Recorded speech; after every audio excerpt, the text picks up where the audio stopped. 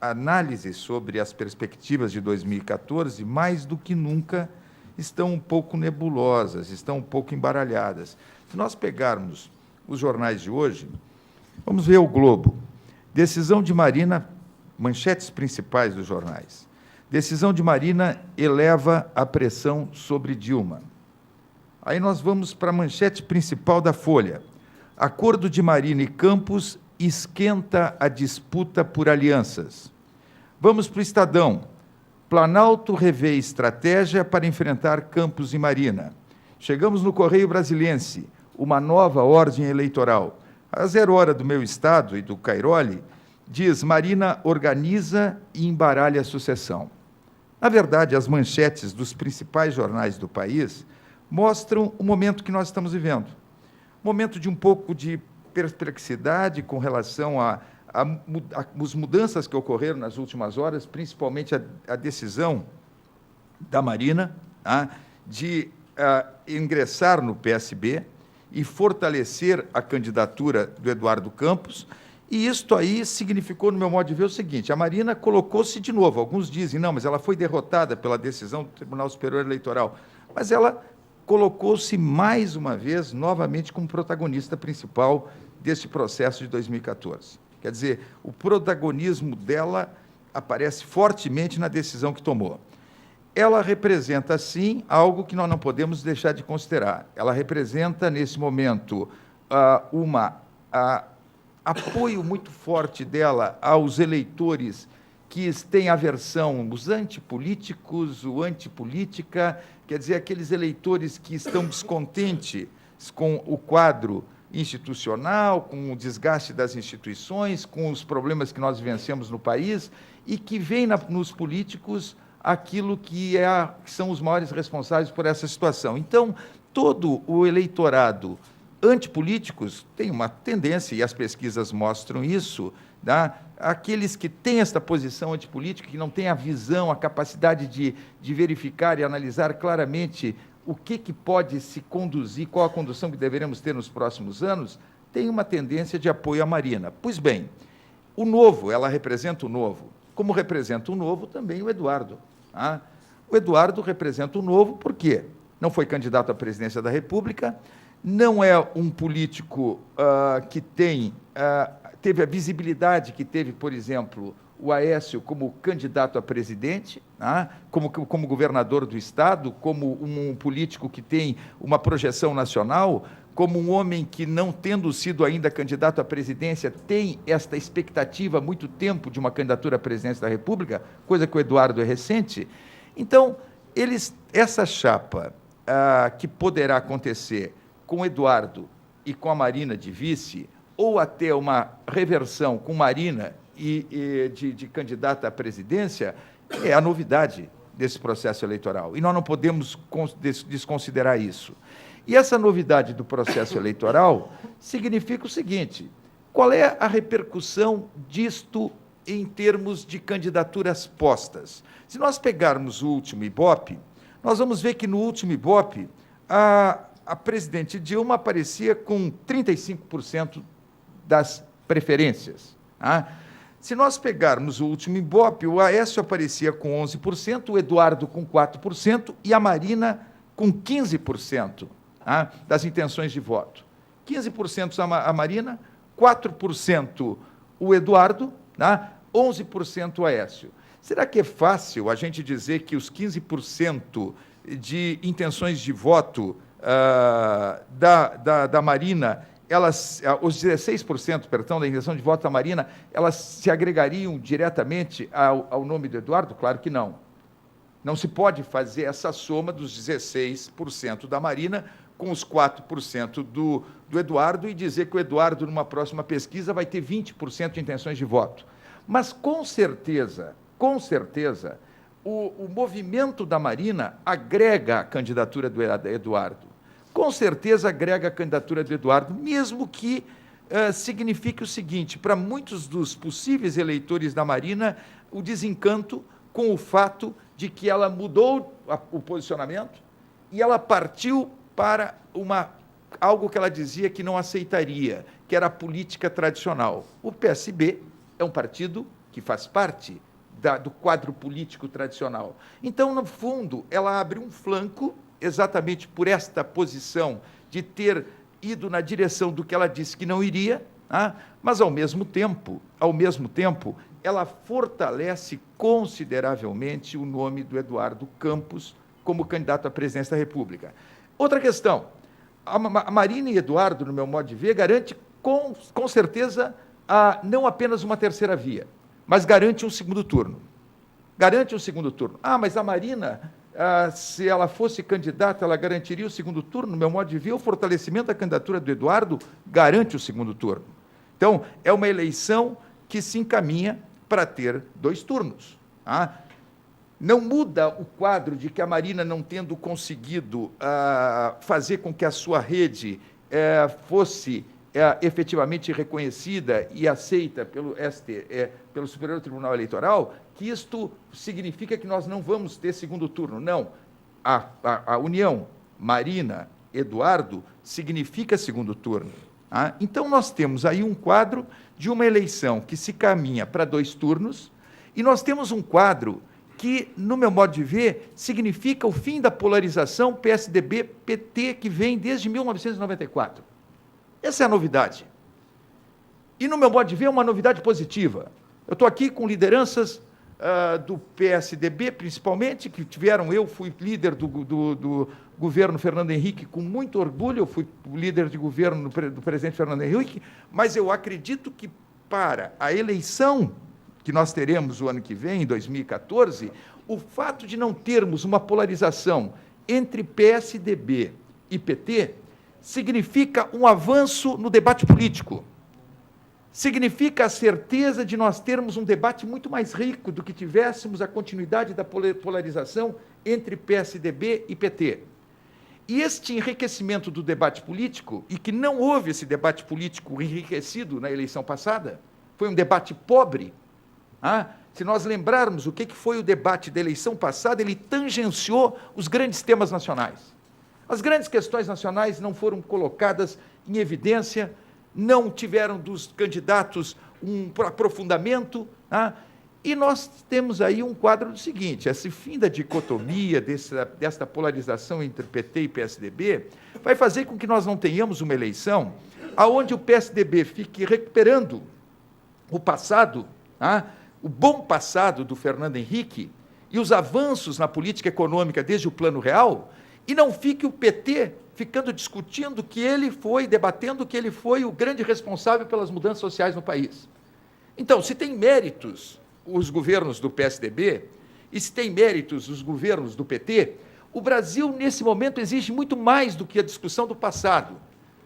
O Brasil exige um debate sobre o futuro, um futuro de reformas estruturais totalmente emperradas, e que, na verdade, ficou muito fácil para a presidenta Dilma, na eleição passada, não assumir compromisso com uma reforma estrutural que passasse com profundidade na mudança do sistema tributário nacional, com um compromisso com relação à reforma política, e uma reforma política que realmente mudasse o sistema eleitoral, o sistema partidário, o financiamento de campanhas eleitorais. Essas questões não foram tocadas na eleição passada, e muito menos uma revisão do próprio Pacto Federativo.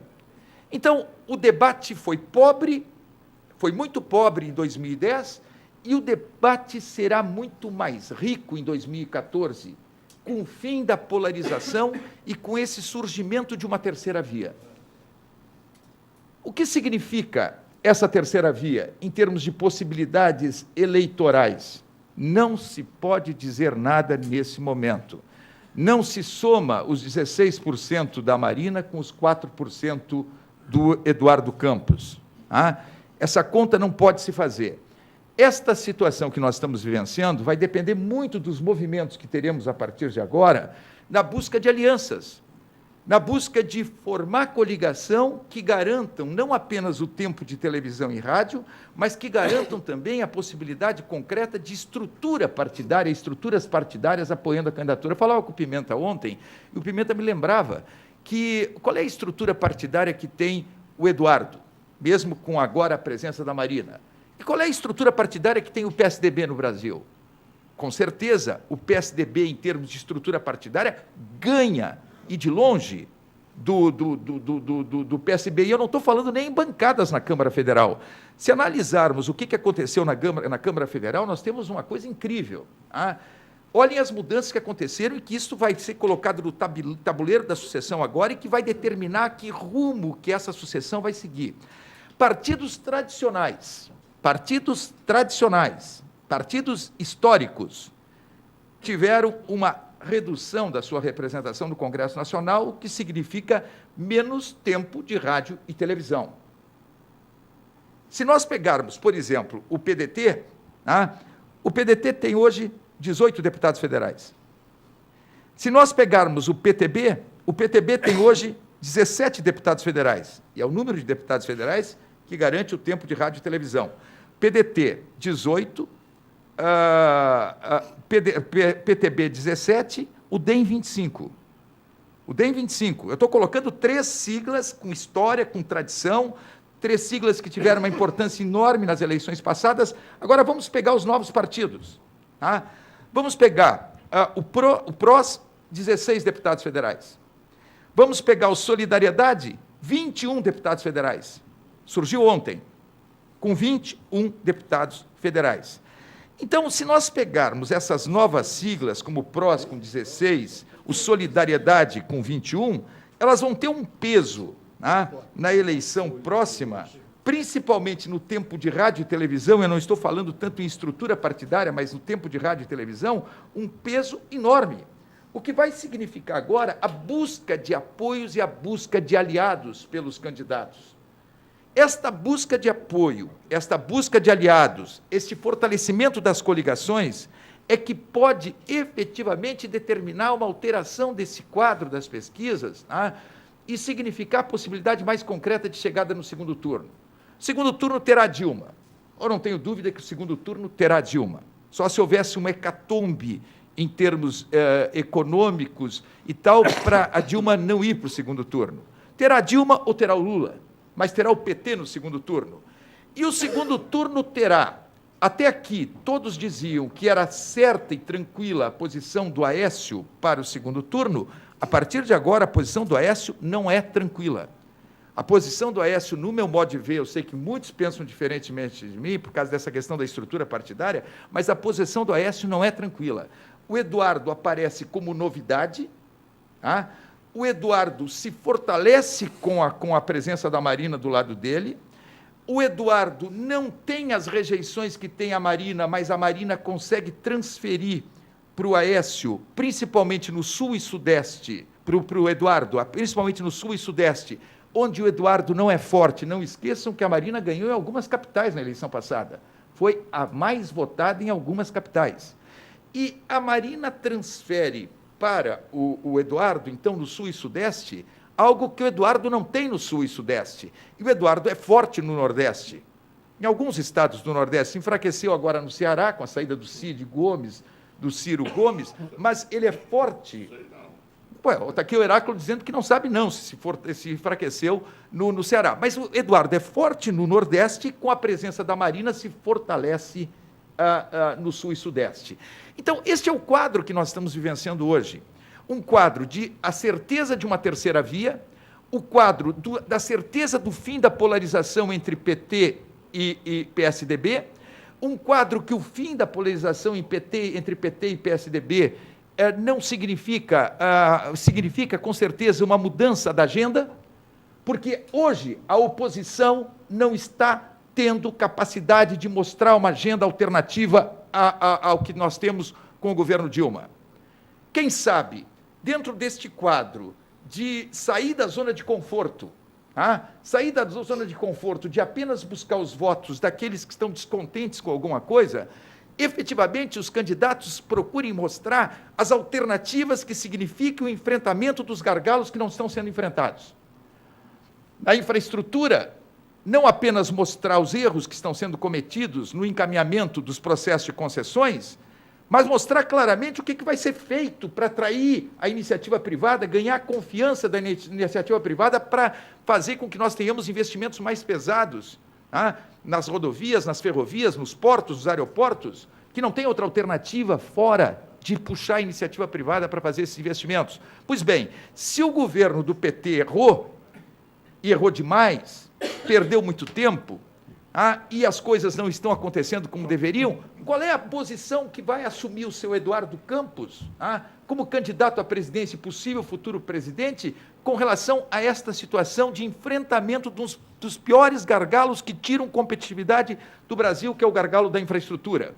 O que vai fazer o doutor Aécio Neves, como candidato a presidente e futuro presidente, para mostrar que realmente a alternativa que ele tem é clara, no sentido de fortalecimento das agências, no sentido de fazer modelagens que sejam modelagens que atraiam o investidor privado, tanto nacional como o de fora, no sentido de garantir que as regras serão cumpridas e que nós não teremos essa insegurança que hoje nós temos. Quer dizer, então não adianta só o discurso. Eu acho que as nossas entidades empresariais, elas têm que apresentar aos candidatos, a partir de agora, ter uma proposta clara com relação às mudanças que o país precisa, tanto nas reformas estruturais, como no enfrentamento dos gargalos que impedem um crescimento maior do país, ou um crescimento sustentável de 5% do PIB. As nossas entidades têm que fazer chegar aos candidatos agora, não suas propostas, mas o compromisso que eles têm que assumir. E as 3 candidaturas postas significam, no meu modo de ver, o enriquecimento, Krause, do debate político nesta campanha de 2014. Não tenho dúvida que não vai ter zona de conforto. A dona Dilma, que é a favorita, porque tem 35% nas pesquisas, tem a máquina governamental, tem estrutura partidária, a dona Dilma vai ter que enfrentar uma coisa que alguns não estão lendo. O Ibope, que mostra que ela tem 35% de preferência, este Ibope diz que o governo é desaprovado em 8 das 9 áreas de atuação. 8 das 9 áreas de atuação, a população diz que desaprova o governo. Na educação, 65% de desaprovação. Nos impostos, 73% de desaprovação. Na segurança pública, 74% de desaprovação. No combate à inflação, 68% de desaprovação. Nos juros, 71% de desaprovação. No combate ao desemprego, que seria algo que poderia ter um percentual favorável, 57% de desaprovação. 57%. No meio ambiente, 52% de desaprovação. No combate à fome e à pobreza, é a única área onde o governo tem 47% de desaprovação. Tem mais aprovação do que desaprovação. No restante, isso é pesquisa do Ibope, de 8 áreas das 9 pesquisadas, o governo está desaprovado. Isto representa que um candidato que tenha a capacidade de mostrar a alternativa, e mostrar que a alternativa é séria, não é uma alternativa demagógica, porque é uma alternativa com fundamentos, eu não tenho dúvida que ele tem condições de crescer em cima dessa realidade.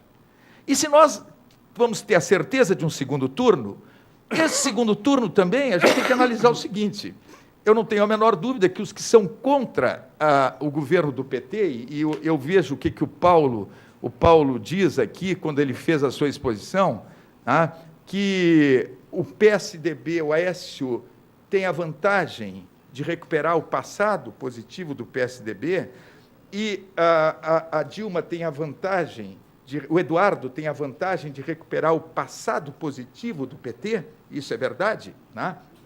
Agora, é bom que se destaque, nós teremos uma eleição de 2 turnos. Os candidatos que são oposição ou que querem ser alternativa ao governo do PT não podem brigar muito no primeiro turno. Não podem brigar muito no primeiro turno para ter o apoio do outro no segundo turno. Isso é uma questão também que nós temos que ver como é que vai se conduzir essa campanha eleitoral. Eu não tenho dúvida que o PSDB chegando, o PSB chegando no segundo turno com o Eduardo, ao natural ele pode conseguir o apoio do Aécio. E quando eu digo do Aécio, do PSDB. O Aécio não vai apoiar, sob hipótese alguma, e o PSDB vai apoiar a presidente Dilma pelo discurso, pelo posicionamento, pela história. Com relação ao Aécio chegar no segundo turno, ele vai ter que ter muita competência e muito cuidado na condução do primeiro turno para tentar atrair o Eduardo para o segundo turno. Então, a gente tem que lembrar isso. Nós temos uma reeleição de 2 turnos, uma eleição que no segundo turno é certo que estará a presidente Dilma e que no segundo turno estará ou o Aécio ou o Eduardo. E com a capacidade que vão ter na articulação, na condução, de construir o entendimento que possa significar o fortalecimento e uma vitória no segundo turno. Também nós não podemos deixar de esquecer que as cúpulas nacionais dos nossos partidos, Amato, elas podem, Bornhausen, elas podem fazer os maiores acordos. Por exemplo, tu pega a cúpula do PSD, faz um acordo de apoiar a Dilma. Pega a cúpula do PP, faz um acordo de apoiar a Dilma, ou apoiar o Aécio, ou apoiar o Eduardo. Estou dando exemplos. Nos estados, a questão regional bate forte. Por exemplo, no meu estado, Rio Grande do Sul, tá? Eu não sou candidato a governador, até o Cairoli poderá ser candidato a vice-governador, viu? Nós temos possível aqui um candidato a vice-governador na mesa. Mas eu não sou candidato a governador. Provavelmente o meu partido vai ter candidato a governador. É praticamente certo que o meu partido vai ter candidato a governador. A pergunta que eu faço: o PMDB, com essa situação que vive de ter uma cúpula que toma uma decisão, não tem a capacidade de construir uma candidatura à presidência, uma cúpula que está preocupada com os cargos, com os espaços em governo, que tem muito descontentamento na base com relação a essa condução, lá no Rio Grande do Sul, a cúpula decide pelo apoio à presidente Dilma. O candidato que disputa com o PMDB no Rio Grande do Sul é o candidato PT. O PMDB vai apoiar no Rio Grande do Sul o candidato escolhido pela cúpula nacional? Com certeza a coligação vai levar em conta no Rio Grande do Sul, o apoio do PMDB vai levar em conta o aspecto regional. Então, nós temos que compreender que nesta eleição, além da costura em nível nacional, vão ter que acontecer boas costuras, bons entendimentos, boas construções em nível regional. E agora, a partir de agora, eu acredito que a bola está colocada no centro, o jogo está iniciando, e o trabalho, não sei qual foi dos jornais que diz que a preocupação agora é busca de aliados. Eu acho que este vai ser o grande jogo a partir de agora. O fortalecimento do Aécio, o fortalecimento do Eduardo vai depender da capacidade de construção, de entendimento e de busca de aliados a partir de agora. A eleição, ela praticamente está quase zerada, tá? A partir do movimento da Marina. E, a partir de agora, nós teremos todo um processo de mobilização em busca dessas alianças. Eu me reservo, Jorge, para depois da fala do Heráclito e, junto com o Paulo, a gente responder as perguntas ou aprofundar alguma das questões que nós colocamos. Muito obrigado.